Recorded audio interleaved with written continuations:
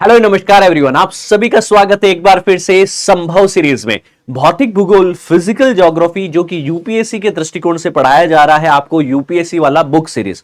यहां पे आज इस बुक सीरीज का तीसरा चैप्टर दोस्तों हम बात करेंगे, जहां हम पृथ्वी की उत्पत्ति और भूगर्भिक समय सारणी, जियोलॉजिकल टाइम स्केल की बात करने वाले हैं। बेहद ही महत्वपूर्ण है दोस्तों आज का ये चैप्टर। क्यों महत्वपूर्ण है, इसके ऊपर मैं आपका ध्यान आकर्षित करना चाहूंगा कि आज की क्लास जो रहने वाली है दोस्तों आपके पास में, यहां पे हम अर्थ के फॉर्मेशन को समझने की कोशिश करेंगे।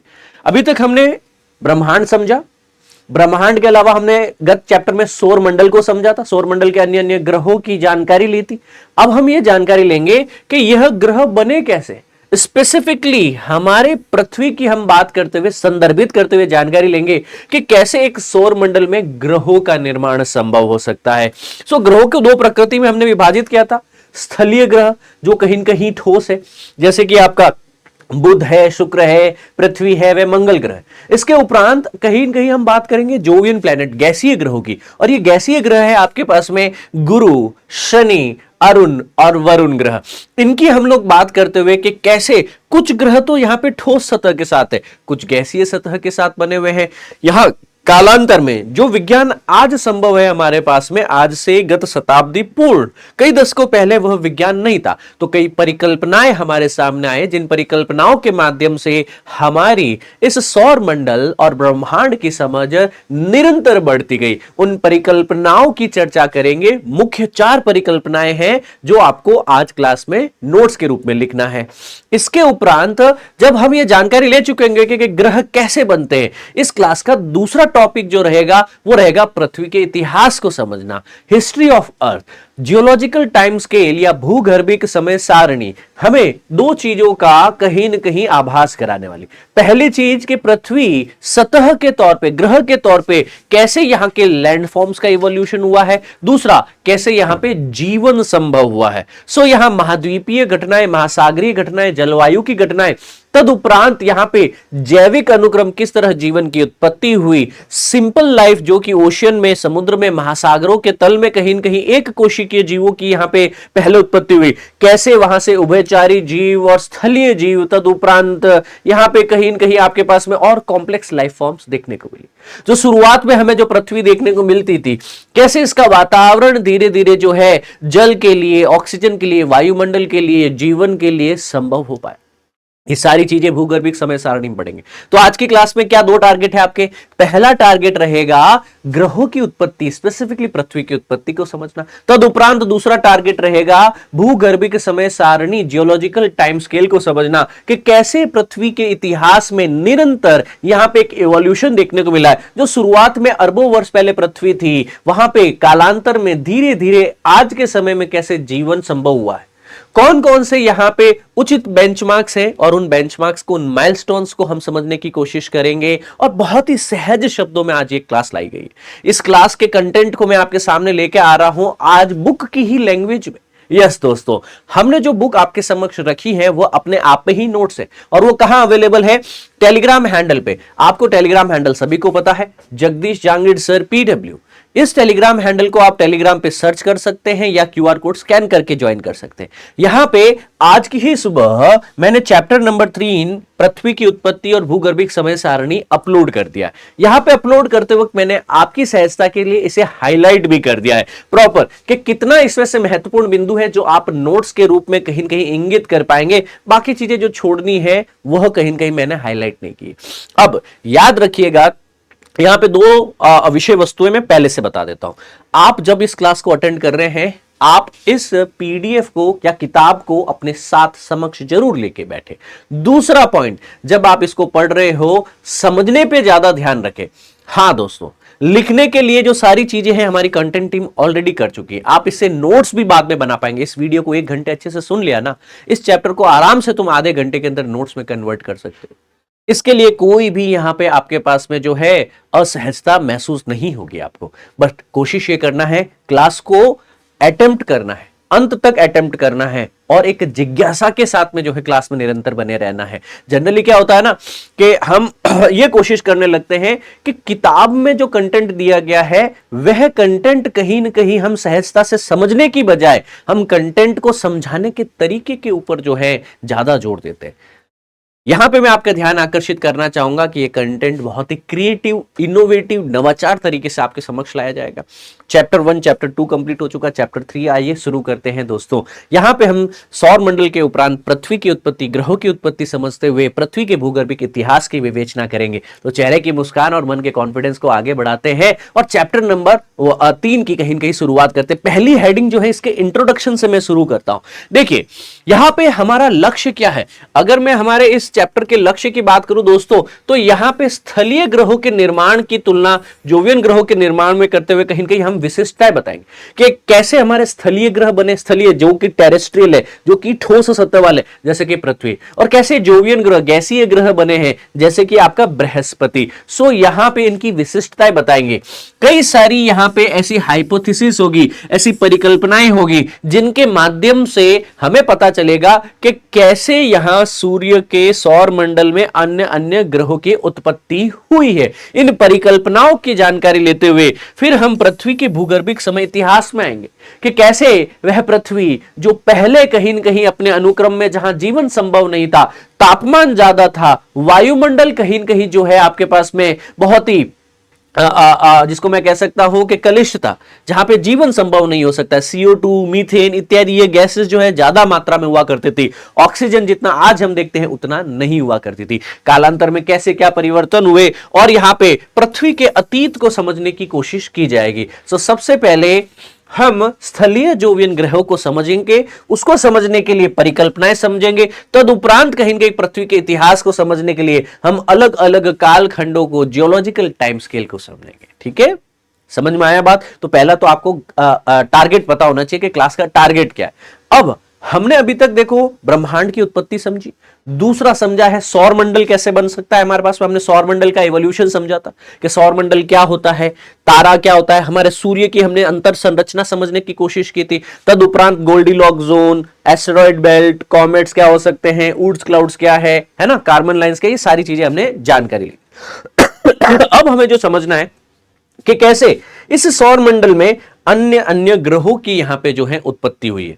सौर मंडल तक हम समझ चुके हैं, इस सौर मंडल से आगे ग्रहों की उत्पत्ति के ऊपर हमारा ज्यादा फोकस रहेगा। तदुपरांत हम यहां पे एक समय सारणी विकसित करेंगे जिसमें बताएंगे कि कैसे पृथ्वी का जो है कालानुक्रम इतिहास जो है आपके पास में, वहां पे क्या पृथ्वी की सतह पे परिवर्तन हुए हैं और कैसे यहां पे जीवन की उत्पत्ति हुई है और कैसे जो जीव उत्पन्न हुए वो विलुप्त हो गए, फिर नए जीव आए वह विलुप्त हो गए, और आज हम कहां किस इयॉन एरा पीरियड और एपॉक में खड़े, इनकी हम लोग बात करेंगे। और जो अभी आपको कलिश लग रहा है क्लास के अंत तक नहीं लगेगा, तो बने रहिएगा। पृथ्वी की उत्पत्ति की बात करते दोस्तों, ऑब्वियसली ग्रहों की उत्पत्ति, पृथ्वी भी एक तो ग्रह है इस सौरमंडल के अंदर जहां पे जीवन संभव है, गोल्डीलॉक जोन में स्थित है। इसके कहीं ना कहीं निर्माण की घटना भी कोई न कोई आपके पास में सरल तो होगी नहीं। जब यहां पे जीवन संभव है तो उत्पत्ति भी जटिल और बहुत ही रोचक रही होगी दोस्तों। यहां पे कई सिद्धांत समय समय पे वैज्ञानिकों ने खगोल विज्ञान के आधार पे, भूमि विज्ञान के आधार पे दिए कि कैसे पृथ्वी की उत्पत्ति हुई होगी। कयास लगाए जाते हैं, परिकल्पनाएं दी जाती है और उन परिकल्पनाओं के माध्यम से ये बताया जाता है कि आज से अरबों वर्ष पहले, बिलियंस ऑफ द ईयर पहले, इस सौर मंडल में कैसे हमारे पृथ्वी एज अ ग्रह, प्लेनेट की तौर पे कैसे एग्जिस्टेंस में, अस्तित्व में आया होगा। तो पृथ्वी का स्थान और निर्माण और आकार के लिए कौन कौन सी प्रक्रियाएं हैं। मतलब आज पृथ्वी हम कहते हैं कि सूर्य से तीसरे नंबर पे ग्रह है, पहले बुध है, फिर शुक्र है, फिर पृथ्वी है। तो इसका स्थान तीसरा ही क्यों है?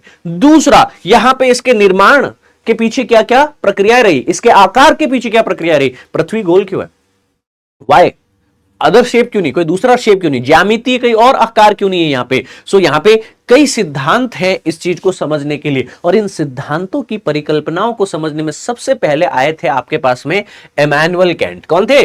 आप यहां पे हेडिंग भी लगा सकते हो इमैनुअल कैंट की। इमैनुअल कैंट ने कहा था कि भैया जो निहारिकाएं हैं, नेबुला है, इनके ऊपर मैं एक हाइपोथेसिस देना चाहता हूं। नेबुला, निहारिका हमने पढ़ा है, हमने क्या कहा कि इन आकाश गंगाओं में, ब्रह्मांड में, जहां पे गैस और धूल के कणों का एक गुब्बार, एक कहीं कहीं बादल देखने को मिलता है, इसे निहारिका कहा था। इस निहारिका के अंदर ही आपके पास में आगे सूर्य का निर्माण होता है और इसी निहारिका के अंदर आगे जाकर के ग्रहों का निर्माण होता है। सो 18वीं शताब्दी के जर्मन दार्शनिक, दार्शनिक मतलब फिलोसोफर, इन्होंने हमारे इमैनुअल कांट साहब ने हमारे सौर मंडल की उत्पत्ति के अंतर्गत एक विचार प्रस्तुत किया और इन्होंने कहा कि भैया जो गैसीय परिकल्पना के रूप में आज जाना जाता है, गैस क्या थी? गैस उस वक्त जो नेबुला है, जिसको हम हिंदी के अंदर बोलते हैं, हिंदी के अंदर इसको कहा जाता है निहारिका, अंग्रेजी में नेबुलर कह दिया, तो नेबुलर हाइपोथेसिस कह दूं मैं, निहारिका परिकल्पना कह दूं मैं,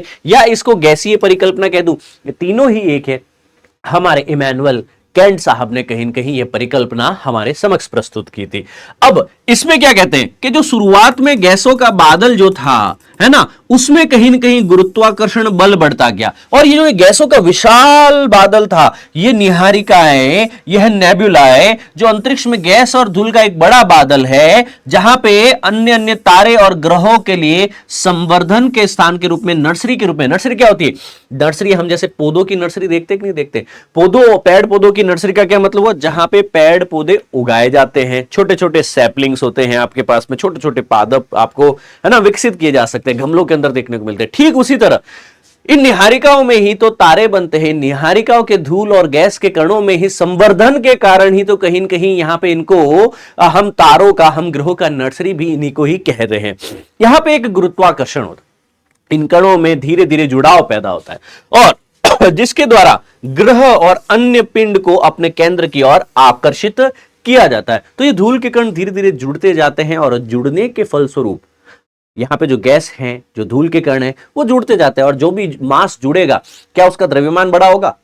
एक कण दूसरे से जुड़ा, इस बार जो उसका भार 2 गुना है, अब वो दूसरे अन्य कणों से जुड़ेगा, भार, द्रव्यमान बढ़ता जा रहा है और जिस वस्तु का द्रव्यमान जितना ज्यादा, उसका गुरुत्वाकर्षण उतना ही ज्यादा। और धीरे धीरे यह अणु, यह गैसेस, यह धूल के कण मिलते हुए अपने गुरुत्वाकर्षण को बढ़ाते हुए आकर्षण पैदा करते हैं, अन्य कणों को, अन्य पिंडों को अपनी तरफ आकर्षित करते हैं।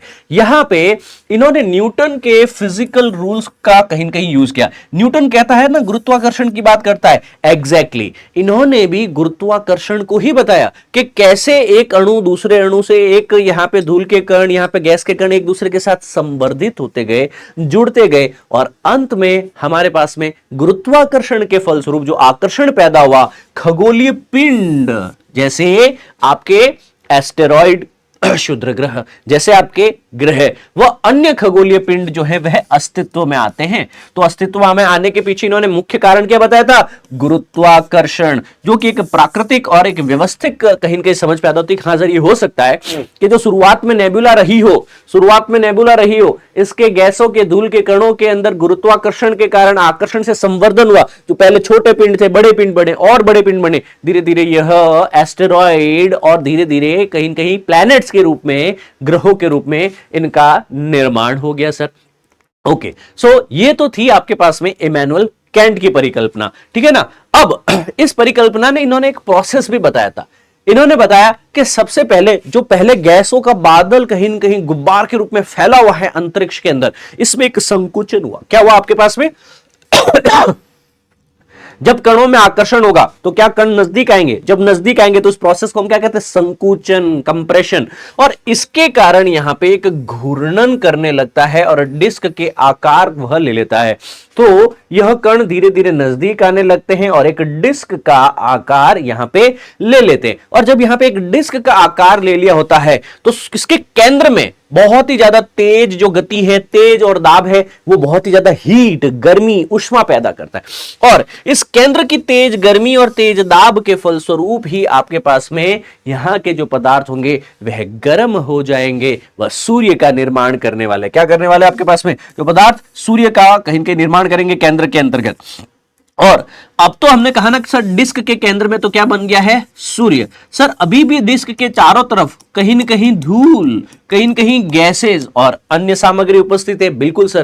तो जो पदार्थ सूर्य का भाग नहीं बन पाए, जो केंद्र में कहीं न कहीं नहीं जा पाए, जो आसपास में डिस्क के चारों तरफ फैले हुए हैं, वह जाकर के ग्रहों का निर्माण करते हैं। तो सबसे पहले एक प्रोसेस बताते हैं इमैनुअल कैंट कि भैया क्या हुआ, संकुचन हुआ। और जो संकुचन, जो कंप्रेशन होता है, उस संकुचन, उस कंप्रेशन से कहीं न कहीं यह नेबुला एक डिस्क के आकार में व्यवस्थित हो जाती है। इसमें गति घूर्णन होने लगता है, केंद्र में ऊष्मा और गति, हीट दोनों बढ़ जाती। हीट बढ़ने से सूर्य का निर्माण हुआ। अब सूर्य केंद्र में है, चारों तरफ नेबुला में जो है गैस और धूल के कण अभी भी है। तो जो पदार्थ कहीं न कहीं सूर्य का भाग नहीं बनते, उनमें जुड़ाव पैदा हुआ, उनमें भी आकर्षण पैदा होता है, वो आगे जाकर के ग्रहों का निर्माण करते हैं। तो जो नेबुला है, जो हमारी निहारिका है, धूल और बादल के कण है, उसके केंद्र में तो सूर्य बन गया और बाकी के बचे हुए गैसों से हमारे ग्रहों का निर्माण हो गया।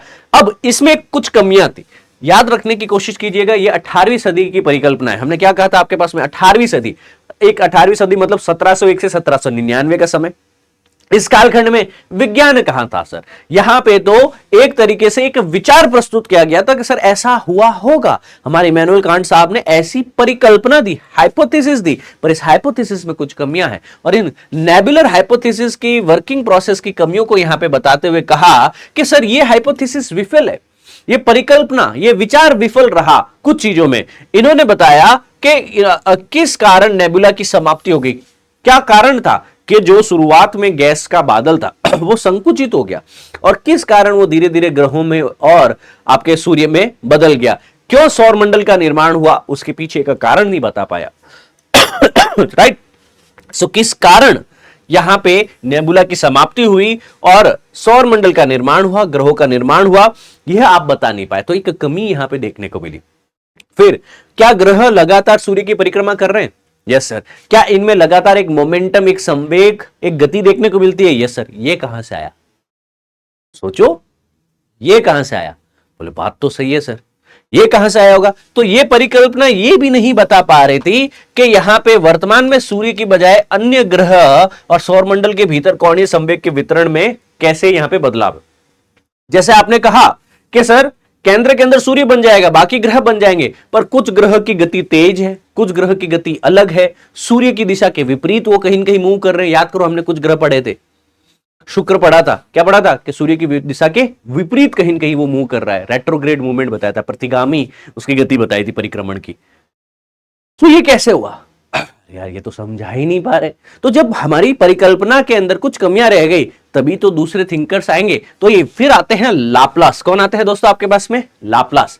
लाप्लास ने 1796 में 1796 के अंदर जो है पियरे साइमन लाप्लास जो थे, इन्होंने भी अपनी जो है नेबुलर हाइपोथेसिस दी। ये भी कहीं न कहीं कांट की तरह निहारिका की भी बात करते हैं, ये भी कहीं न कहीं इसी की बात करते हैं, पर इस बार ये बताते हैं कि सौरमंडल की उत्पत्ति तारों के बीच उपस्थित गैस और धूल के विशाल बादलों से हुई।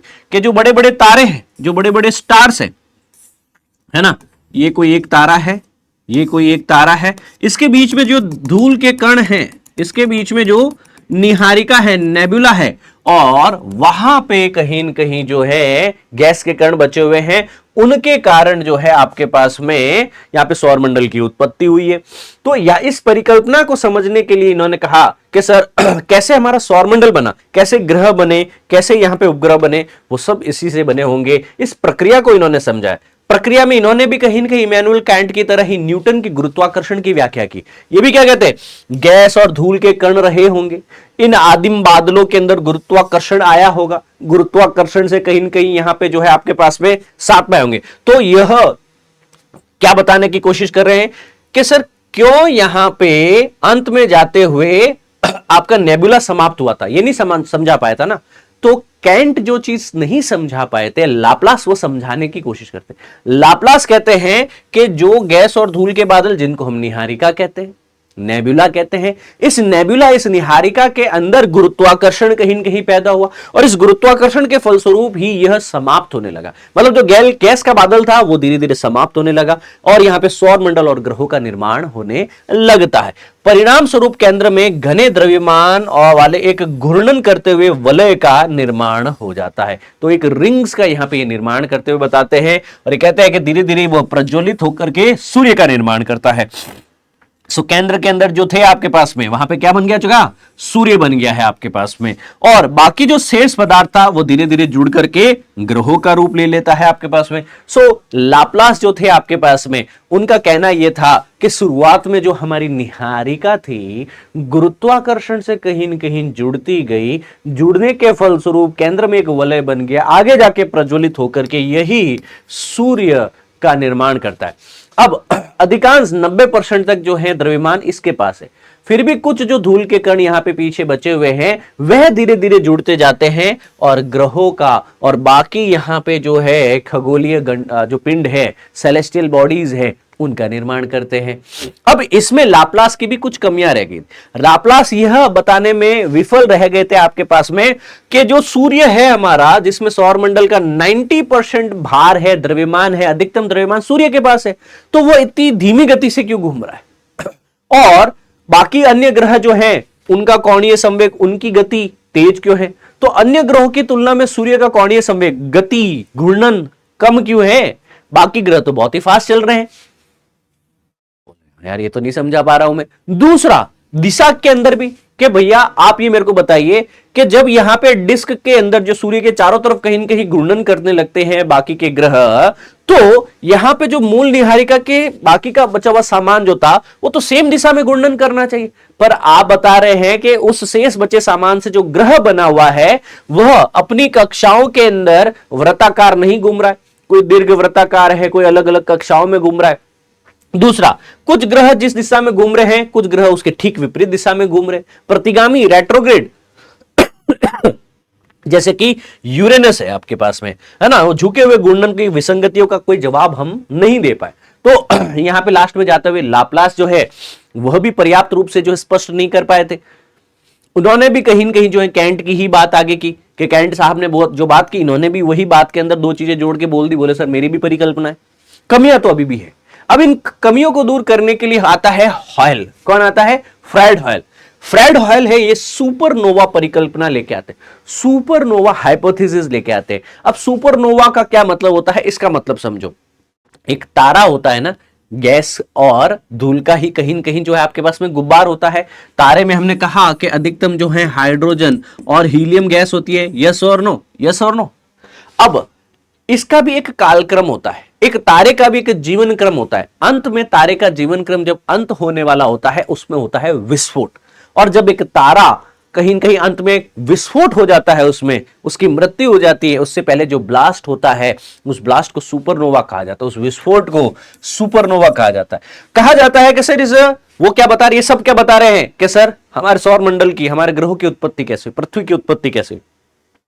पृथ्वी की उत्पत्ति मतलब ग्रहों की उत्पत्ति कैसे हुई, ग्रहों की उत्पत्ति मतलब सौर मंडल की उत्पत्ति कैसे हुई। तो ये सब सौर मंडल की उत्पत्ति को समझा रहे ताकि पृथ्वी की उत्पत्ति समझा पाए। तो हॉयल भाई साहब ये बताने की कोशिश कर रहे हैं कि एक तारा रहा जिसमें अंत में कहीं न कहीं एक ब्लास्ट हुआ, और उस ब्लास्ट के कारण, उस महाविस्फोट के कारण अंत में जाते हुए जो ये चारों तरफ गैस बिखर गई, चारों तरफ ये डस्ट बिखर गई, और इन्हीं गैस और डस्ट से, इन्हीं धूल और गैसों के माध्यम से नए ग्रह बन गए। तो क्या कह रहे हैं कि पुराना एक तारा था जिसमें सुपरनोवा ब्लास्ट, विस्फोट हुआ, और उससे बिखरे हुए चारों तरफ पदार्थ सामग्री के वापस आकर्षण और जुड़ने के फलस्वरूप नया तारा, नया सौरमंडल, नए ग्रह बने। इन्होंने ये कहीं के सुझाव दिया कि यहां पे उत्पत्ति जो है तारों के मध्य विशाल विस्फोट की राख से हुई है। तो ये क्या बताते हैं हमारे जो फ्रेड हॉयल साहब है, ये बताते हैं कि सौर मंडल जो है इसमें तारों जो है उनका जीवन क्रम एक प्रत्यक्ष रूप से, एक प्रत्यक्ष जीवन क्रम है, और लास्ट में जाते हुए इन तारों में क्या होता है, विस्फोट होता है। विस्फोट होकर वापस जो गैस है, धूल है, वो वापस कहीं न कहीं एक निहारिका, एक नेबुला, एक डस्ट के बादल के रूप में सामने आ जाती है। तो जो सुपरनोवा का क्या मतलब है, तारों के मध्य एक विशाल विस्फोट, दो तारे टकरा जाए या एक तारा अपने आप विस्फोट कर जाए, इसे सुपरनोवा इवेंट कहा जाता है। सौर मंडल के निकट कहीं न कहीं आपके पास में ऐसी घटनाएं घटित तो होती रहती है। तो सपोज हमारा जो सौर मंडल जो था उसके आसपास में कहीं न कहीं एक जगह पे क्या हुआ, तारे में विस्फोट, और उसके द्वारा जो राख निकली, जो डस्ट निकली, जो गैसेस निकली, उन्हीं राख, गैसेस और डस्ट से हमारे आज के सौर मंडल के ग्रहों का निर्माण हुआ है। तो क्या बताते कि विशाल तारे के बल प्रभावी समाप्ति ने भारी तत्वों को संपूर्ण ब्रह्मांड में कहीं न कहीं जो है वितरित कर दिया। तो जैसे ही तारा कहीं न कहीं ब्लास्ट होता है तो जो हैवी मेटल्स थे, जो गैसेस थी, वो पूरे ब्रह्मांड में चारों तरफ जो है वितरित हो जाती है और ये तत्व अन्य पृथ्वी और अन्य खगोलीय पिंड, अन्य ग्रहों का निर्माण करते हैं। आपके पास में कॉस्मिक रिसाइकलिंग कहते, कॉस्मिक रिसाइकलिंग इसको कहा कि तारा खुद किससे बना था? किसी निहारिका में बना था, डस्ट और गैस के मॉलिक्यूल से बना था आपके पास में। पर जो तारा जो है अपनी हजारों लाखों करोड़ों मिलियन बिलियन साल की जीवन क्रम को खत्म करने के बाद में जब उसमें ब्लास्ट होता है, वापस जो वहां पे तत्व थे, पदार्थ थे, वो वापस कहीं के ब्रह्मांड में विलीन हो गए। तो इसको कॉस्मिक रिसाइकलिंग या ब्रह्मांडीय पुनर्चक्रण का क्या कहता है इसके अंतर्गत कि तारे का अवसान एक तारा प्रणालियों के निर्माण के लिए चरण तैयार करता है कि जब तारे में ब्लास्ट हुआ, उसका कहीं न कहीं विस्फोट हुआ, तो वह अन्य तारा प्रणालियों, वह अन्य जो है आपके स्टार सिस्टम्स या सोलर सिस्टम्स के लिए तैयारी करता है। जो भारी तत्व है आपके पास में, उनकी व्याख्या हो जाती है कि सर हमारे ग्रहों के अंदर भारी तत्व कहां से आए होंगे? हमारे पृथ्वी में भारी तत्व अवेलेबल है? यस सर, हाइड्रोजन, हीलियम तो बेसिक गैसेज है। आप पीरियोडिक टेबल देखेंगे तो उसमें तो और कई कई भारी तत्व है। तो वो भारी तत्व कहां से आए होंगे, इसकी व्याख्या हॉयल के इस सिद्धांत से की जा सकती है कि ये भारी तत्व तारे के अंदर सुपरनोवा ब्लास्ट के उपरांत तारे के जो भारी तत्व थे वो ब्रह्मांड में चारों तरफ फैल गए और उन्हीं से बने हुए खगोलीय पिंड और उन्हीं से बने हुए ग्रह और उसके माध्यम से जो है इनका निर्माण हुआ होगा। ठीक है सर, तो इस माध्यम से हम स्थलीय ग्रहों के विकास की बात कर सकते हैं कि सर पृथ्वी एक ठोस सतह है, चट्टानी ग्रह है, तो इसका निर्माण कैसे होगा हम समझा सकते हैं। जीवन के उद्भव के लिए भी महत्वपूर्ण है। पर जो यहां पे कुछ कमियां हैं, हमारे हॉयल भाई साहब जो कह के गए ना यहाँ पे सुपरनोवा परिकल्पना, इसमें कुछ कमियां हैं। क्या कमियां हैं सर आपकी? कि कोई प्रत्यक्ष प्रमाण नहीं है सुपरनोवा का कि यहाँ पे प्रोटोसोलर नेबुला के इतने करीब हो और यहाँ पे कहीं न कहीं जो है पूरी तरह से बिखरे बिना कहीं न कहीं इसके गठन को बदल दिया हो। ये कहने की कोशिश क्या कर रहा है सर? ये कहने की कोशिश कर रहा है कि सपोज यहां पे एक स्टार है जिसमें ब्लास्ट होना है, जिसमें क्या होना है? ब्लास्ट होना है, जिसमें विस्फोट होना है, जिसमें सुपरनोवा होना है। हम कह रहे हैं कि हमारी नेबुला इसके आसपास में है, हमारी नेबुला इसके आसपास में, हमारा नया बना प्रोटो सोलार सिस्टम, प्रोटो मतलब नया बना हुआ सौर मंडल यहाँ पे, इसके चारों तरफ यहाँ पे ये गैसेस अभी भी घूम रही है जो कि नेबुला से बनी हुई है। कि सर इसके विस्फोट के उपरांत यहाँ पे इतना भयंकर विस्फोट हुआ होगा कि सर इसके हैवी मेटल्स, इसके जो भारी तत्व है ना, वह उससे जाकर के हमारे अन्य अन्य ग्रहों का निर्माण हो गया होगा आपके पास में। पर इस विस्फोट की क्या गारंटी है कि इस विस्फोट ने इस पूरे के पूरे प्रोटो स्टार को या फिर आपके पास में इस प्रोटो प्लैनेट्स को या आपके इस पूरे प्रोटो सोलर सिस्टम को ही नहीं बर्बाद कर दिया होगा? तो जो यहां पे व्याख्या बताई जा रही है आपके पास में वो कुछ यही है। ये कह रहा है कि भैया कोई प्रत्यक्ष प्रमाण नहीं है कि जो विस्फोट, जो सुपरनोवा हुआ होगा, उसने हमारे नए नए बने प्रोटो सोलर नेबुला को करीब होते हुए भी बिना बिखेरे हुए उसके गठन को परिवर्तित किया होगा।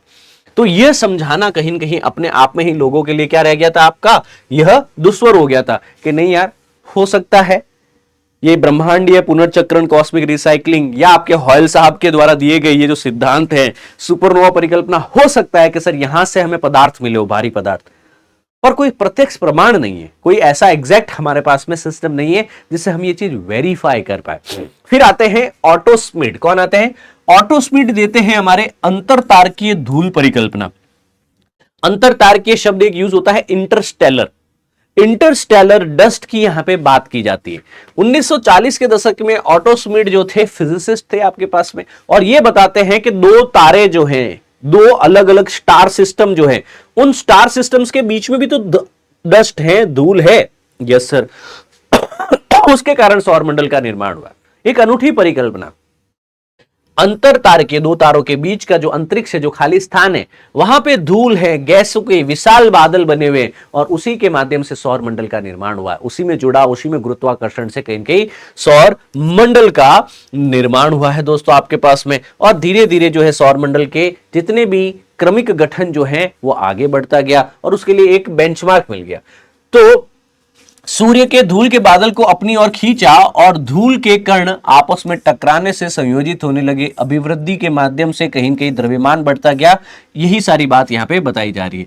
मतलब ये जो एक सन है और इसके आसपास में आप बता रहे हैं कि कहीं ना कहीं क्या है आपका, ये नेबुला है। ये क्या है, गैसों का और डस्ट मॉलिक्यूल्स का एक बादल है।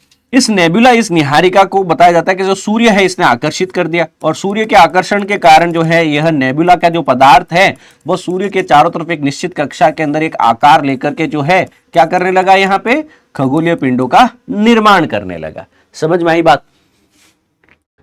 मतलब दो स्टार, दो सूर्य, दो अलग अलग तारों के बीच में जो अंतरिक्ष, जो स्पेस है, उसमें जो प्रेजेंट नेबुला है, उसमें जो प्रेजेंट आपके गैसेस है, डस्ट है, वह सूर्य के आकर्षण के कारण सूर्य के प्रभाव क्षेत्र में आकर के कहीं न कहीं गुरुत्वाकर्षण में जुड़ करके ग्रहों का निर्माण करने लगी। तो इस परिकल्पना को कहीं न कहीं क्या बोला जा रहा है आपके पास में, इंटरस्टेलर डस्ट या फिर अंतर तारकीय धूल परिकल्पना। यहां पे कणों की आपस में टक्कर होती है और यही धीरे धीरे कण टकरा करके, छोटा कण टकराया, बड़ा कण बनना और बड़ा कण बनना और ये धीरे धीरे जुड़ करके एक बड़े से बड़े यहाँ पे क्षुद्र ग्रहों का निर्माण करते रहे। और इस क्षुद्र ग्रहों को ही हमने एस्टेरॉइड बोला था आपके पास में, जो पृथ्वी, जो सूर्य के चारों तरफ परिक्रमा भी करते हैं। यस और नो? जो सूर्य के चारों तरफ परिक्रमा करते हैं। तो क्षुद्र ग्रहों का जब आकार बढ़ता गया तो वो धीरे धीरे ग्रहों के अंदर परिवर्तित करे गए। ये क्षुद्र ग्रह और एक जुड़ते गए तो यहाँ पे कहीं न कहीं प्लैनेट्स का निर्माण हो गया, है ना। और इसी में से टकराव के उपरांत जो है आपके पास में मून या चंद्रमा या उपग्रह भी कहीं न कहीं बन करके बाहर आए आपके पास में। तो अन्य पिंड भी इसी के कारण ही बने होंगे। फिर आता है चैम्बरलिन, सबसे सर्वमान्य आदमी है भाई ये। सबसे ज्यादा आज की तारीख में वैज्ञानिक किसको मानते हैं? चैम्बरलिन और मॉल्टन का ग्रह निर्माण का सिद्धांत। चैम्बरलिन और मॉल्टन क्या कहते हैं आपके पास में कि आपका घर किससे बना है? आप कहते हैं सर ईंटों से बना हुआ है, पत्थरों से बना हुआ है। एग्जैक्टली। तो वैसे ग्रह जो है वह भी छोटे छोटी इकाइयों के जुड़ने से बना हुआ है। ग्रह भी जो है एक बड़ा सा ग्रह है ना, वो कई छोटी छोटी इकाइयों के, कई छोटे छोटे खगोलीय पिंडों के जुड़ने के कारण बड़ा है। और यह जुड़ाव कैसे हुआ होगा सर? अंतरिक्ष में टक्कर हुई होगी, आपस में कहीं न कहीं आकर्षण हुआ होगा और यह ग्रह जो है अन्य छोटे छोटे ग्रहाणुओं के, प्लैनेटेसिमल्स के जुड़ने से बना है।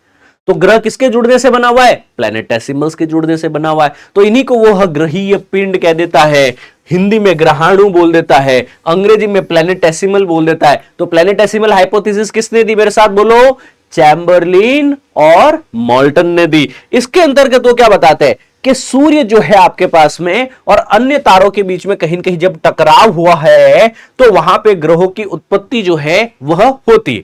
इसके अंदर चैम्बरलिन ये बताते हैं कि जब भी सूर्य एक सौर मंडल की स्थिति में है, यहां पे आसपास के अंदर जितना भी पदार्थ है वो आपस में जुड़ता जाता है और जुड़ करके प्लैनेटेसिमल्स, ग्रहाणुओं का निर्माण करता है। अब ये ग्रहाणु जो है, प्लैनेटेसिमल जो है, खगोलीय पिंड है और यह खगोलीय पिंड धीरे धीरे एक्रीट करते हैं, जुड़ते जाते। जब ये एक्रीट करते, जब ये जुड़ते जाते हैं तो बड़े खंडों का, बड़े एस्टेरॉइड्स का और बड़े प्लैनेट्स का निर्माण कर जाते हैं। और यहां पे आपको एक अच्छा खासा कालांतर में बड़े से बड़ा ग्रह भी देखने को मिल सकता है। मतलब ये छोटे छोटे जो अणु हैं, जो ग्रहाणु हैं, यह धीरे धीरे जुड़ते चले जाएंगे और कालांतर में यही जो है ग्रहों का निर्माण करने वाले। समझ में आई बात आपको? समझ में आई बात? सौर निहारिका में ग्रहीय पिंडों का जन्म कैसे हुआ होगा कि शुरुआत में जो ग्रहीय पिंड रहे, जो शुरुआत में जो ग्रहाणु रहे, जो छोटे छोटे थे, जो ठोस पदार्थों से मिलकर के बने थे, यह धीरे धीरे सौर प्रणालियां जो नई नई है, नवीन सौर प्रणालियों के अंतर्गत जुड़ते गए। जब वो जुड़ते गए, एक के आकार बढ़ता गया। इनके आकार को बढ़ने को हम अभिवृद्धि कहते हैं, अंग्रेजी में एक्रीशन लिखा जाता है। क्या लिखा जाता है? इसको एक्रीशन लिखा जाता है कि आकार धीरे धीरे बढ़ता गया और आकार बढ़ते बढ़ते कई सारे ग्रहाणु मिलकर के क्या बनाएंगे? ग्रह का निर्माण करेंगे। तो यह परिकल्पना क्या कहती है क्या कहते हैं हमारे चैम्बरलिन और मॉल्टन? चैम्बरलिन और मॉल्टन कहते हैं कि ग्रहाणु जो कि छोटे खगोलीय पिंड हैं, प्लैनेटेसिमल्स जो कि निहारिकाओं के भीतर उत्पन्न होते हैं, सूर्य को चारों ओर घेर लेते हैं। ये प्लैनेटेसिमल्स सूर्य को चारों ओर से घेर लेते हैं और धीरे धीरे यहां पे जो है धूल और गैस से निर्मित ये जो ग्रहाणु है सूर्य की परिक्रमा करने लगते हैं। परिक्रमा के दौरान यहां पे टकराव होता है, एक्रीशन होता है, अभिवृद्धि संवर्धन होता है, तो छोटे ग्रहाणु मिलकर के बड़े बड़े खगोलीय पिंड और अंत में ग्रहों का निर्माण करते हैं। राइट, तो जो शुरुआत की नेबुला थी, क्या बनता है केंद्र में? सूर्य। धीरे धीरे चारों तरफ क्या बन जाते हैं? ग्रहाणु। सूर्य को घेर लिए ग्रहाणुओं ने, प्लैनेटेसिमल्स ने, और यही ग्रहाणु धीरे धीरे संवर्धित होते हैं, धीरे धीरे संख्या के अंतर्गत द्रव्यमान में बढ़ते जाते हैं और यहां पे एक निश्चित कक्षा के अंदर जितने भी ग्रहाणु हैं वो सब जुड़ करके एक ग्रह का निर्माण कर देते हैं। तो हर निश्चित कक्षा में आपको बाद में अन्य अन्य ग्रहाणु नहीं देखने को मिलेंगे, ग्रह देखने को मिलेगा। क्या देखने को मिलेगा? ग्रह देखने को मिलेगा। क्या यहां तक ये समझ में आया आपको? तो कैसे निहारिका से होते हुए आगे हमारे पास में इन प्लैनेटेसिमल्स का निर्माण हुआ और जो प्लैनेटेसिमल्स आगे ग्रहों का निर्माण करते। तो ग्रहों के अंदर भी हमको देखने को मिलती है एक्रीशन की प्रोसेस, अभिवृद्धि की प्रोसेस। यह अभिवृद्धि जो है वह केंद्रीय क्रिया है, सेंट्रल प्रोसेस है दोस्तों आपके पास में, कि जो ग्रहाणु है वो आपसी टकरों के बाद में जुड़ जाते हैं और धीरे धीरे जो है यहां पे बड़े ग्रह पिंडों में समा जाते हैं। एक ग्रहाणु दूसरे से टकराया, बड़ा हो गया और बड़ा हो गया, इतने बड़े बड़े ग्रहाणु छोटे ग्रहाणुओं से टकरा करके उनको भी अपने में समा लेते हैं और यहां पे जब वो छोटे ग्रहाणु बड़े ग्रहाणुओं में, बड़े पिंडों में समा जाते हैं, लास्ट में जाते हुए बड़ा सा पिंड ग्रह का निर्माण हो जाता है। तो धीरे धीरे क्या हो रहा है? फ्यूजन हो रहा है, छोटे छोटे कण बड़े बड़े कणों में जुड़ते जा रहे हैं और इस क्रमिक संलयन, इस जुड़ाव, इस फ्यूजन के कारण यहां पे ये सारी चीजें समझ में आती हैं सर। सो क्रमिक संलयन से पहले सिद्धांतों की समस्याओं को यह समझाकर हल कर देता है कि कैसे ग्रहों का निर्माण गैसीय पदार्थों के रूप में शुरू हुआ और लास्ट में यहां पे ठोसीय कण बने। तो हमने हमारी जो नेबुला थी वो तो क्या थी? गैस थी, गैस और धूल के कण थे। तो यहां पे चैम्बरलिन के द्वारा, यहां पे इनके द्वारा जो चैम्बरलिन मॉल्टन के द्वारा दी गई प्लैनेटेसिमल ग्रहाणु परिकल्पना है ना, वो बताती है कि कैसे शुरुआत के अंदर जो नेबुला गैसेस थी वो आगे जाते हुए यहां पे ठोस सतही ग्रहों का निर्माण कर डालती है। समझ में आई बात? तो यहां पे कई सारी चीजें जो है हमें सीखने को मिलती हैं बहुत ही बेहतरीन तरीके से। राइट, किस किस को समझ में आया कमेंट करके बता दो जरा मेरे को एक बार। राइट, सो इस परिकल्पना के उपरांत है एक और बाइनरी स्टार परिकल्पना। बाइनरी स्टार परिकल्पना क्या कहती है? यहां पे दो वैज्ञानिक थे, रसल और लिटलटन। ये कहते हैं 1937 के अंदर कि भैया हमारे सूर्य के आसपास में, हमारे सौरमंडल के आसपास में क्या था? एक अन्य सूर्य जो है और था, जो कि इसके थोड़ा सा दूरी पे ही था और इन दोनों के बीच में जो है आपके पास में लगभग दूरी बताई जा रही है 2900 मिलियन किलोमीटर की। एक और तारा हुआ करता था सूर्य के पास में और यहां पे धीरे धीरे जो निकटतम तारे से टकराव होता है और इस टकराव से कहीं न कहीं सूर्य से पदार्थ निकलना शुरू हो जाते हैं और ये जो पदार्थ निकलना था वही पदार्थ से ग्रहों का निर्माण होता है। क्या बोलते हैं? इन दो तारों में टकराव हुआ और टकराव के कारण ये पदार्थ बाहर निकल गया और ये जो पदार्थ बाहर निकल गया यही आगे जाकर के जो है ग्रहों का, एस्टेरॉइड्स का, है ना, आपके पास में निर्माण करता है। तो ये थी आपकी बाइनरी स्टार परिकल्पना कि सर दो तारे आपस में टकराए, पदार्थ का निष्कर्षण हुआ और वही पदार्थ आगे संघनित होकर के, आगे एक्रीट होकर के क्या बना दिया? नए नए प्लैनेट्स का निर्माण कर दिया आपके पास में। तो बाइनरी सिस्टम, स्टार सिस्टम में दो तारों की एक प्रणाली बताई जाती है कि जो गुरुत्वीय आकर्षण के कारण कहीं न कहीं द्रव्यमान जो है वो उसके चारों तरफ परिक्रमा कर रहे थे। पर क्या होता है कि यहां पे सूर्य से जो है पदार्थ का प्रवाह बाहर की ओर होता है, तो पदार्थ जो है बाहर निकलने लगता है और जब मटेरियल बाहर निकलने लगता है वो अंतरिक्ष में विस्तारित हो जाता है, ठंडा होकर ठोस हो जाता है और ठोस होकर के बाद में वह क्षुद्र ग्रह, धूमकेतु, अन्य पिंड, ग्रहों का निर्माण करने लगता है। समझ में आया? एक स्टार है, उसके पास में से दूसरा स्टार निकलता है, बाइनरी स्टार, दो स्टार्स के बीच में से एक पदार्थ बाहर आता है और वही पदार्थ आगे जाके ठंडे होकर ठोस ग्रहों का निर्माण करते हैं। इस दृष्टिकोण से कई परिकल्पनाएं हमारे पास में। सबसे महत्वपूर्ण परिकल्पना नेबुलर, और दूसरी परिकल्पना है आपके पास में जिसको हम लोग कहते हैं ग्रहाणु, प्लैनेटेसिमल परिकल्पना। ये दो परिकल्पनाओं के नोट्स बनाओगे, बाकी टेंशन नहीं लेनी, आपको पता होनी चाहिए, इसीलिए यहां पे लिखाई है हमने, किताब में भी लिखी हुई, मैंने हाईलाइट भी की है और यहां पे भी मैंने समझाई।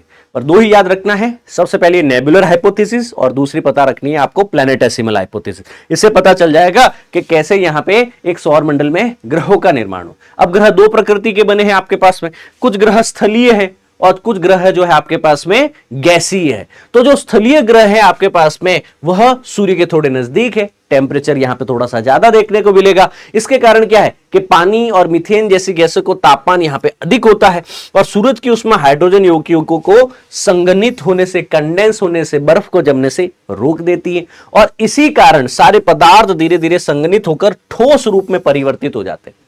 तो अब पता चला आपको कि क्यों यहां पे जल और मीथेन जैसी गैसों के लिए, क्योंकि तापमान यहां पे सूर्य के नजदीक ज्यादा था तो वह शीत रेखा के अंदर जम नहीं पाते, और क्योंकि वह जम नहीं पाते हैं तो वह आगे चल करके सारे पदार्थ संघनित होकर ठोस रूप ले लेते, चट्टान धातुओं के रूप में कहीं न कहीं जो है यहां पे सतह का निर्माण होता है। तो आगे जाकर के केवल भारी पदार्थ जो कि चट्टान हैं, धातुएं हैं, जो कि गर्मी का सामना कर सकते हैं, वही सूर्य के करीब संघनित हो सकते हैं और परिणाम स्वरूप जो सूर्य के नजदीक ग्रह जैसे बुध, शुक्र, पृथ्वी, मंगल, ये सभी चट्टानी ग्रह के रूप में हमें नजर आते हैं।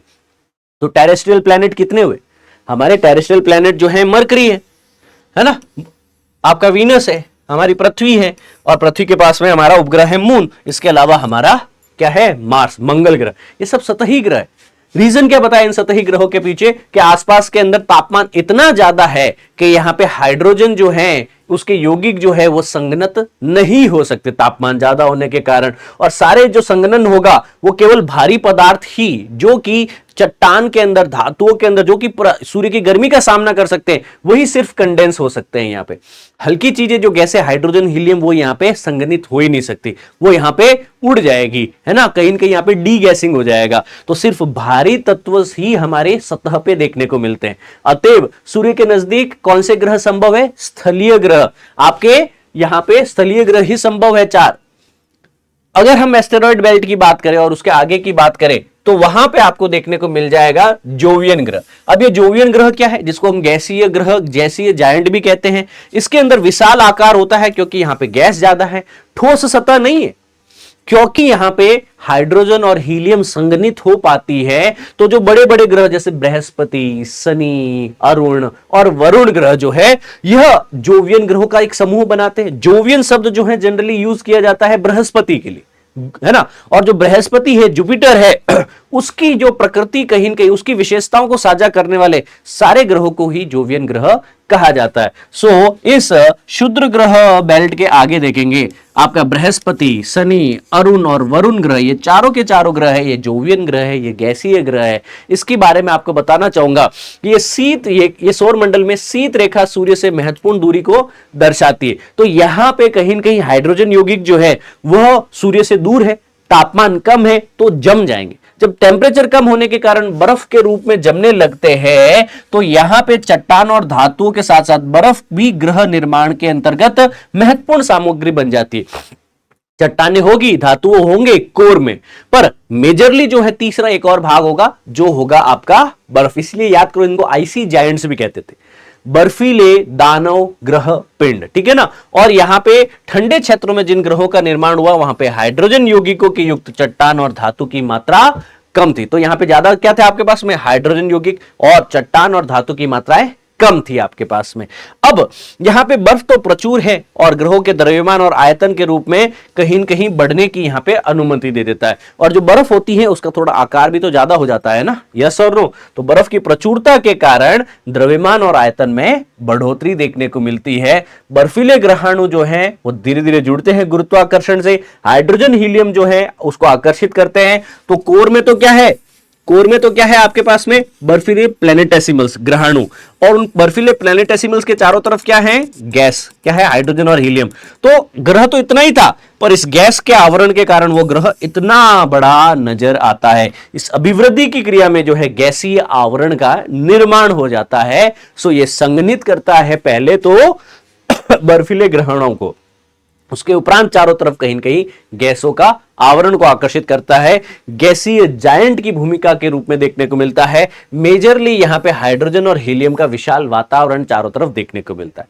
क्या हमें यहां पे यही चीज जुपिटर के अंदर, यही चीज शनि के अंदर, अरुण और वरुण में भी हमने पढ़ी थी? यस, ये सौरमंडल वाले चैप्टर में कर चुके हैं, तो रिपीट नहीं करेंगे यहां पे। अब हम हमारी क्लास के अगले पार्ट की तरफ बढ़ते हैं।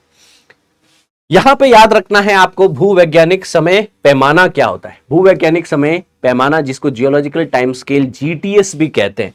अब जीटीएस क्या है कि यह पृथ्वी पर चट्टान की परतों के अध्ययन का कहीं न कहीं ऐतिहासिक घटनाओं के साथ में जोड़ता है कि पृथ्वी का जो कहीं न कहीं एक संरचना अंदर से लेकर के सतह तक है, और सतह पे भी महाद्वीप, महासागर, जलवायु कैसे परिवर्तित हुई। तो पृथ्वी में धीरे धीरे उत्तरोत्तर जो कहीं न कहीं इवोल्यूशन देखने को मिला है, उस इवोल्यूशन को आप जोड़ने की कोशिश करेंगे किसके साथ में, ऐतिहासिक घटनाएं, कि कैसे जीवन संभव हुआ होगा, कैसे जीवन जो है पहले एक कोशिकीय, बहुकोशिकीय, कैसे पहले जल में फिर स्थल में, कैसे यहां पे नाना प्रकार के जीवन संभव हुए। अब जो हमारी पृथ्वी शुरुआत में एक अनस्टेबल प्लेनेट थी, शुरुआत में बहुत ही ज्यादा तापमान सूर्य के नजदीक होने के कारण हुआ करता था, वह तापमान धीरे धीरे कम होता है, वहां पे धीरे धीरे जो सतह जो है वह ठोस बनने लगती है, डीगैसिंग की प्रक्रिया शुरू होती है। वातावरण जो है रहने योग्य नहीं था पहले कई करोड़ों वर्षों तक, पृथ्वी पे जीवन संभव ही नहीं था। फिर धीरे धीरे यहाँ पे वातावरण बनता है, एटमॉस्फेयर बनता है, और पर्यावरण, वातावरण, एटमॉस्फेयर बनने के उपरांत गैसों का कहीं न कहीं एक अनुपात निश्चित जो है वो कहीं न कहीं पैदा होता है पृथ्वी पे, ऑक्सीजन संभव हो पाती है। CO2 के कारण यह ग्रह जो है गोल्डीलॉक जोन में होते हुए ग्रीन हाउस इफेक्ट से यहाँ पे ग्रह को रात के समय ज्यादा ठंडा होने से भी रोकता था, तो यहाँ पे जीवन संभव होने लगा। कालांतर में अगर हम देखें पृथ्वी का, आज हमारे पास में जो सबसे पुरानी चट्टानें हैं उनको अगर हम लोग कहीं कहीं डेटिंग के माध्यम से पता करें तो लगभग आपके पास में 4.5 बिलियन वर्ष है। कितना है? पृथ्वी 4.5 बिलियन ईयर अगो इसका कहीं न कहीं निर्माण बताया जाता है कि सर इतने अरब वर्ष पुरानी, 4.5 अरब वर्ष पुरानी हमारी पृथ्वी का उत्पत्ति बताया जा रहा है। पृथ्वी की उत्पत्ति से लेकर के आज तक जो भी समय सारणी है, जो समय पैमाना है, कालखंड है, उसको हम अलग अलग दृष्टिकोण से, अलग अलग पैमानों पे हम विभाजित करते हैं। शुरुआत में हम कहते हैं हेडियन, हेडियन का मतलब होता है hellish, just like hell. Hello का क्या मतलब हुआ आपके पास में, आग बरस रही है भैया, जीवन संभव नहीं है, यहां पे गैसों की मात्रा ऐसी है कि यहां पे जीवन, प्रकृति, जल संभव ही नहीं है आपकी, ठीक है ना। हेडियन, फिर आता है आर्कियन, और फिर आता है प्रोटीरोजोइक। इन तीनों कालखंडों को मिलाकर के हम ये देख पा रहे हैं कि 4.5 बिलियन में से लगभग 4 बिलियन वर्ष तो यही है। ये देखो 4.5 बिलियन है, हम ये टोटल बताते हैं पृथ्वी का उत्पत्ति से आज तक का इतिहास, और उसमें से प्रोटीरोजोइक, आर्कियन और हेडियन, इन तीनों को मिला के बोला जाता है प्री कैम्ब्रियन। क्या बोला जाता है? Pre Cambrian. तो भैया जो ये हमारा प्री कैम्ब्रियन टाइम है, यही पृथ्वी के इतिहास का लगभग, हम अगर इसको कितने 4-5 भागों में बांटें तो लगभग यही है आपके पास में, या ऑलमोस्ट 90% के आसपास में। क्या है? 90% टाइम जो है वो क्या था आपका? Pre Cambrian. और इस कालखंड के अंदर पृथ्वी रहने लायक, एटमॉस्फेयर रहने लायक, जल पीने लायक जीवन संभव हो पाया इस शुरुआती कालखंड के अंदर। यहां तो संभव ही नहीं था। हेडियन मतलब हेलिश, पूरी एक तरीके से जैसे जहन्नम हो, है ना, जीवन ही संभव नहीं था। तो शुरुआत में जो आपके पास में 4.5 बिलियन ईयर पहले से जो ये समय सारणी शुरू होती है, वो धीरे धीरे कालांतर के अंदर अन्य अन्य जीवन, अन्य अन्य यहाँ पे जो लाइफ फॉर्म, पादप है, जीवन है, जंतु हैं, उनकी उत्पत्ति, और आज हम यहाँ तक पहुंचे जहां पे मानव सभ्यता के विकास और प्रेजेंट कंटेक्स्ट की हम लोग बात करने वाले। तो जीटीएस जियोलॉजिकल टाइम स्केल क्या है कि पृथ्वी के इतिहास को कहीं कहीं निश्चित घटनाओं के आधार पर जो है हमने विभाजित किया।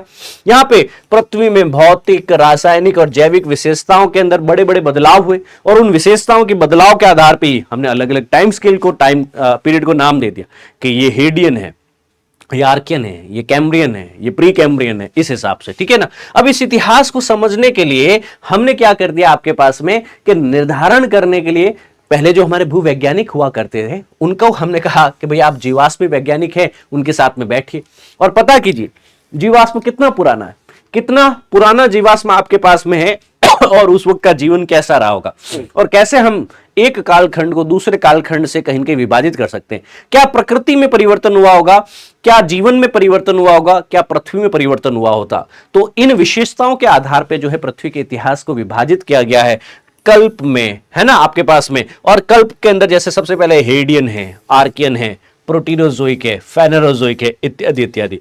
प्रथम तीन जो है हेडियन, आर्कियन, प्रोटीरोजोइक को प्री कैम्ब्रियन सुपर इयॉन भी कहते हैं। क्या कहते हैं? हेडियन, आर्कियन और प्रोटीरोजोइक को मिला करके प्री कैम्ब्रियन सुपर इयॉन का भी नाम दिया जाता है। और पृथ्वी के इतिहास का लगभग 90% कालक्रम है ये।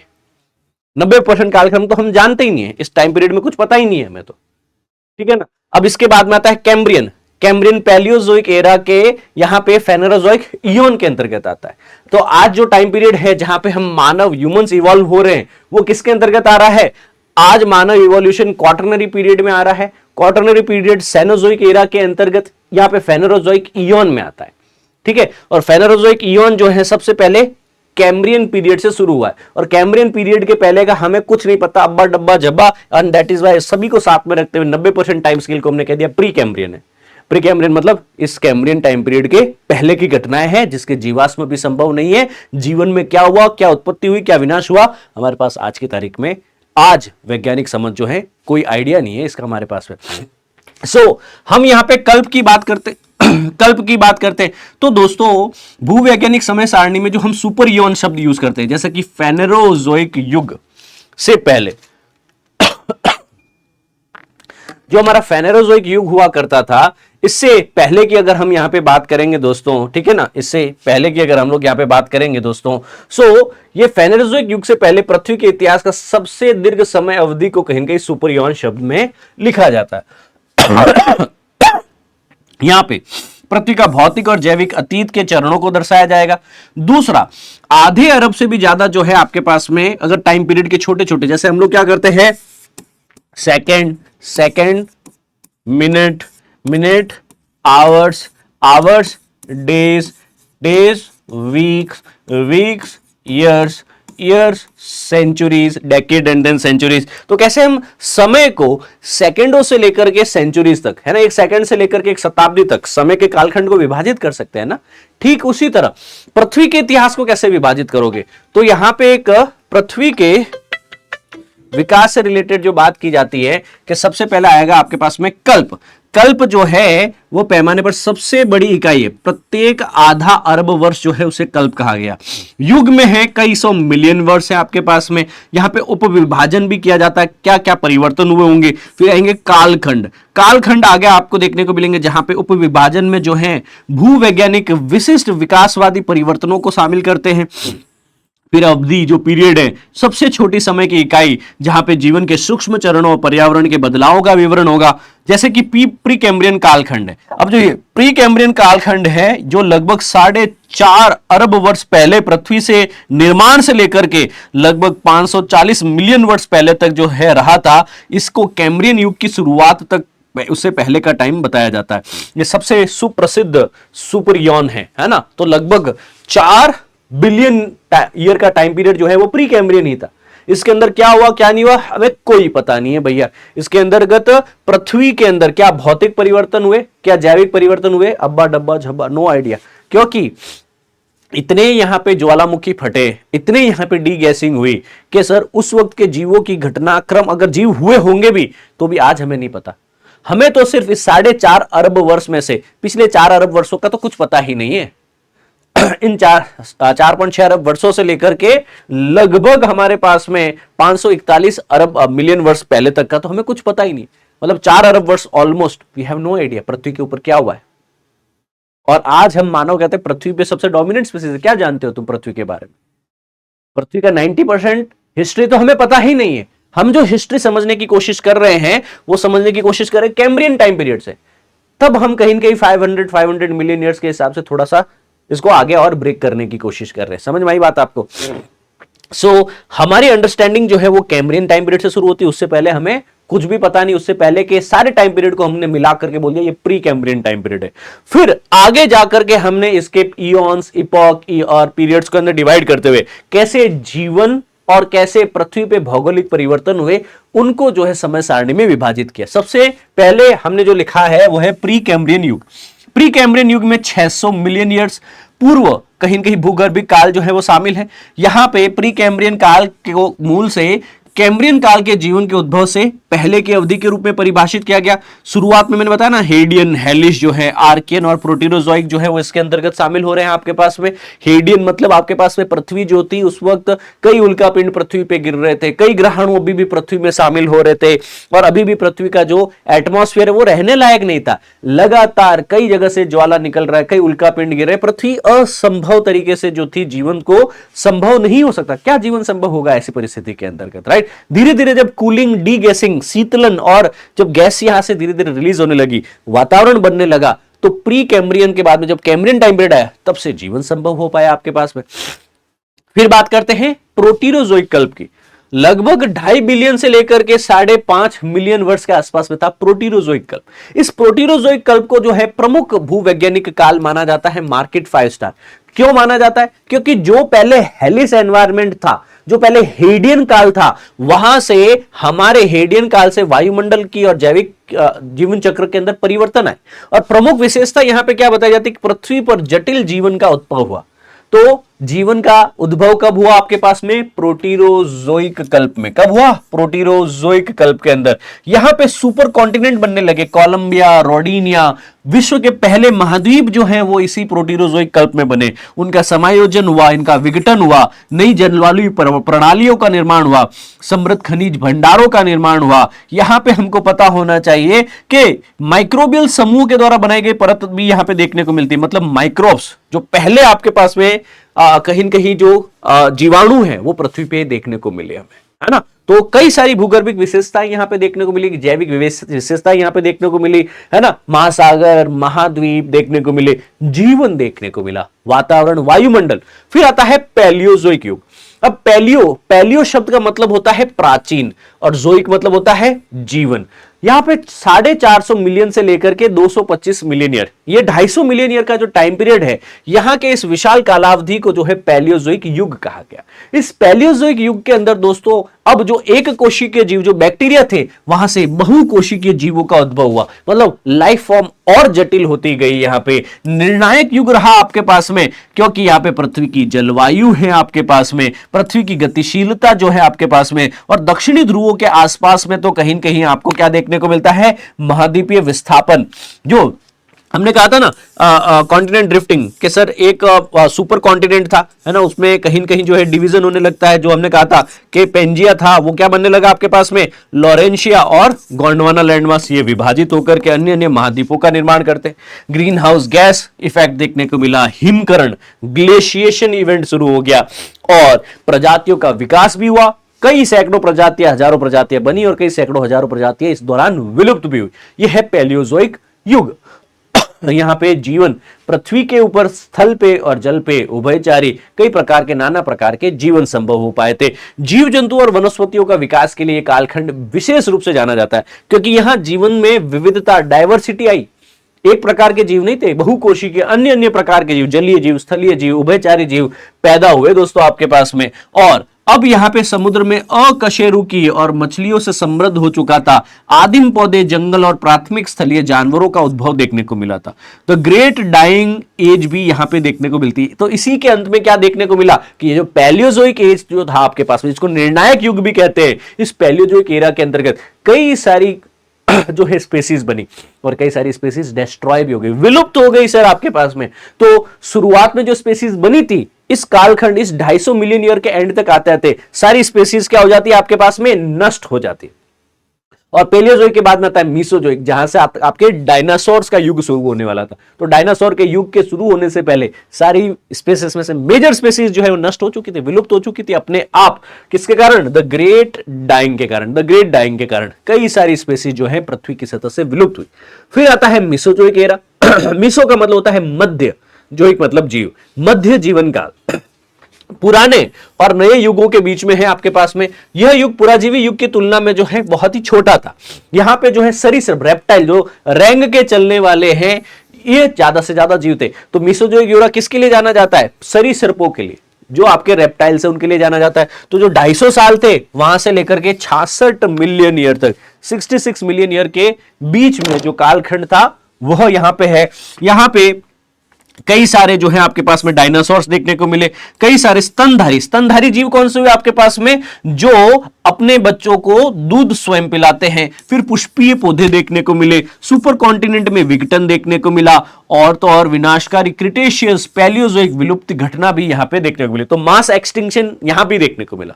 यहां भी प्रजातियां विलुप्त हो रही है धीरे धीरे। जो शुरुआत में ट्राइजिक पीरियड के अंदर, जुरासिक पीरियड में बने थे आपके पास में, ये जितने भी आपके पास में रेप्टाइल्स स्पेसीज जो बनी थी, सरीसृप स्पेसीज बनी थी, मेजरली उसमें डायनासोर्स अंत में जाते हुए विलुप्त हो गए मीसोजोइक के। तो जो मीसोजोइक है उसके अंत तक जाते जाते डायनासोर्स विलुप्त भी हो गए थे आपके पास में। तो मीसोजोइक एरा 252 मिलियन साल से लेकर 66 मिलियन साल की अवधि के अंदर रेप्टाइल सरीसृपों का एक पेंजिया का विघटन देखने को मिला।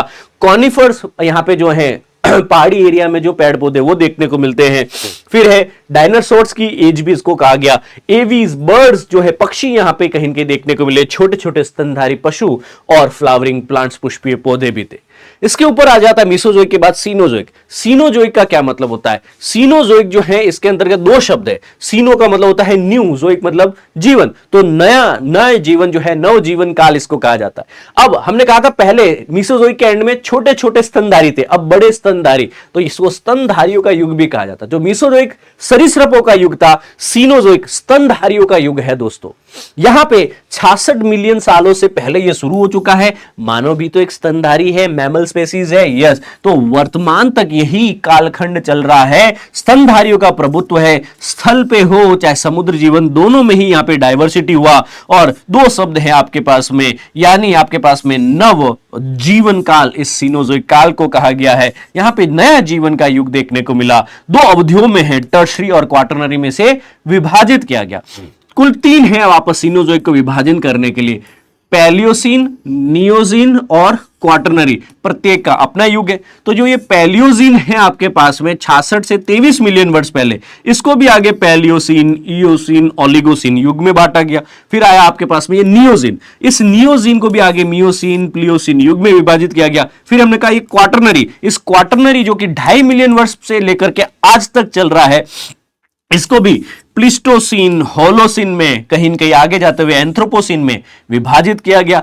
आज जो हम बात करते हैं सर, इस टाइम पीरियड में हुआ क्या? स्तनधारी जो है वो सेनोजोइक में सबसे ज्यादा प्रभावित होते और सबसे ज्यादा प्रभावी होते। डायनासोर्स के द्वारा जो इकोसिस्टम में एक गैप छोड़ दिया गया, क्योंकि मीसोजोइक के एंड में डायनासोर्स खत्म। जैसे ही हमारा यह पर्टिकुलर टाइम पीरियड आता है सीनोजोइक, तो हम स्तनधारी जो है वह कहीं के अपना प्रभुत्व, अपना प्रभाव जो है पूरी पृथ्वी पे लेके आते हैं। तो विविध स्तनधारी समूहों का यहां उदय होता है। घास के मैदान पूरे विश्व में अंदर फैलने लगते हैं। इससे जलवायु परिवर्तन भी देखने को मिलता है। जलवायु, वातावरण, एटमॉस्फेयर में चेंज हुआ। तो सीनोजोइक एरा में क्या हुआ कि शुरुआत में ही सर डायनासोर्स जो है वह विलुप्त हो गए। यहां पे जो है स्तनधारी पशुओं का जो है आपके पास में प्रभुत्व, प्रभाव बढ़ा। आगे जाते हुए जो प्राइमेट्स है, आगे जाते हुए घास है, आगे जाते हुए हमारा आधुनिक पृथ्वी का जहां महाद्वीप है, महासागर आज हम देखते हैं विश्व पटल पे, उनका निर्माण हुआ। आगे जाते हुए एप्स का इवोल्यूशन हुआ। फिर है आपके पास में जिसको हम लोग स्टोन एज कहते हैं, पाषाण काल, हमारे होमो सेपियंस, आज की जो मानव प्रजाति है उसका उद्भव हुआ।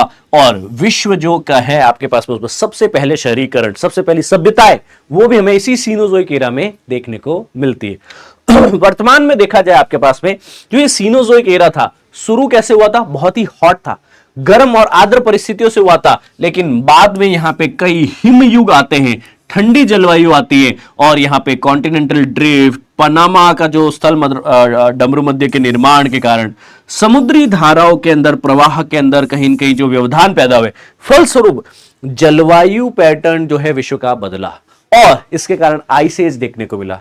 क्या देखने को मिला हमें? आइस एज देखने को मिला। और इसी आइस एज के फलस्वरूप जो है हमारे इवोल्यूशन में कई परिवर्तन हुए और आज जहां हम खड़े हैं वो आपका क्वाटरनरी है, इसी सीनोजोइक का क्वाटरनरी है। एपो इसको कहा जा सकता है, you are somewhere over here. इसको हम एंथ्रोपोसीन टाइम भी कह सकते हैं। कैसे कह सकते हैं कि क्वाटरनरी जो आज का युग है इसमें मानवों का उदय हुआ है, होमोसेपियंस का हुआ है, आपका और बिल्कुल सर। तो इस पारिस्थितिकी तंत्र और जलवायु में कई परिवर्तन हुए और उस परिवर्तनों में कहीं न कहीं एंथ्रोपोसेन युग में जो है ग्रीन हाउस परिवर्तन हुआ, ग्रीन हाउस गैसों का ज्यादा इमिशन हुआ है, आवास स्थानों का विनाश क्या है, कई प्रजाति इस कारण विलुप्त हो चुकी है, हमारे पास में जंगलों को काट रहे हैं, कई बार आपके पास में ऐसी आवृत्तियां देखने को मिलती है, मानव का प्रभाव जो है वह देखने को मिला। तो जियोलॉजिकल टाइम स्केल अगर हम बात करें, जो पृथ्वी का निर्माण हम 4.5 अरब वर्ष पहले का बता रहे हैं, वहां से उठा करके जो शुरुआत के तो लगभग 4 अरब साहब हमको पता ही नहीं, बाकी का जो एक आधा अरब वर्ष हमारे पास में बचा हुआ है उसकी हम बात करें तो प्री कैम्ब्रियन टाइम पीरियड से हम शुरू करते हुए कैसे हम लोग पहुंच पाते हैं मीसोजोइक तक, है ना, सीनोजोइक तक, और आज हम इस क्वाटरनरी स्टेज में हैं जिसे एंथ्रोपोसीन इपोक भी कहा जा सकता है, जो कि वर्ष 1950 से शुरू हो चुका है। अब होलोसीन क्या होता है? होलोसीन एक सब डिवीजन है जो कि 3 चरणों में विभाजित किया जा सकता है। सो फेनेरोजोइक में, सेनोजोइक में, क्वाटरनरी में आता है इपोक होलोसीन। इस होलोसीन में आज हम बैठे। होलोसीन को आगे ग्रीनलैंडियन, नैथक्रीपियन और मेघालयन, इन 3 आगे आगे जो है विभाजित किया जा सकता है स्टेजेस में या एजेस के अंदर। होलोसीन को भी मेघालयन, नॉर्थ ग्रीपियन और ग्रीनलैंडियन में विभाजित किया जाता है। और आज का जो टाइम पीरियड है ना वो क्या है? फिर क्वाटरनरी जो है आपके पास में पीरियड है और एपोक है होलोसीन और मेघालयन है आपकी एज। अब यहां पे मेघालयन एज के क्या मतलब है सर? लगभग 4000 वर्ष पहले की बात करूं मैं तो वैश्विक जलवायु के अंदर परिवर्तन जो है शुरू हो गया, गंभीर सूखा और कई जगह पे शीतलन यानी कूलिंग की प्रक्रियाएं देखने को मिली आपके पास में। मतलब हमारी ही पृथ्वी पे कई जगह पे सूखा था तो कई जगह पे जो है आपके शीतलन कूलिंग की प्रोसेस देखने को मिली। फलस्वरूप क्या हुआ? मिस्र, ग्रीस, सीरिया, फिलिस्तीन, मेसोपोटामिया, सिंधु घाटी, यांगजी रिवर की इस क्षेत्र में जो सभ्यताएं थी वह प्रभावित हुई, उनमें व्यवधान हुआ, सारी सभ्यताएं लुप्त हो चुकी है और यहां पे हमें देखने को मिलता है मेघालयन एरा। और यही मेघालयन एज जो है आज के पास में, इसी मेघालयन एज में आपको कई सारे विकासवादी इतिहास ये बताएंगे कि सर जलवायु परिवर्तन जो है वो अपने चरम पे पहुंच चुका है।